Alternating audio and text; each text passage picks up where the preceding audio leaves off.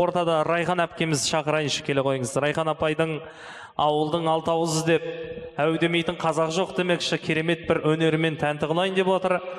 Райхан анамызға микрофон тұсынсақ, ала қойыңыз. Бір қошемет соқ қойыңыздар ағайын. Сіздерге енді қалғанын айтып берейін, дедім аяу. Айналайын ақ жүзің, айдан аппақ сендей жардай, ер жігіт қайдан таппақ, дедім аяй. Көрген адам қасыңнан, кете алмайдай мұз үстінде, жүргендей тайған ақтап, дедім аяй. Алмағаштың гүліндей ай, тек еметтің түріндей ай. Өтіп дәурен бара жатыр, сізбен бізге білінбей ай. Алмағаштың гүліндей ай, тек еметтің түріндей ай.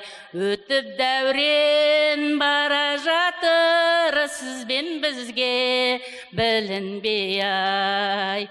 Құлағыңа таққаның күміс сырғай, күмбірлетіп шығасың күнде қырға, дедім аяй. Сағыныштан сарғайып, тағат таппай мен өзіңді қосамын әнмен жырға, дедім аяй. Алмағаштың гүліндей ай, тек еметтің түріндей ай. Өтіп дәурен бара жатыр, сізбен бізге білінбей ай. Алмағаштың гүліндей ай, тек еметтің түріндей ай. Өтіп дәурен бара жатыр, сізбен бізге білінбей ай.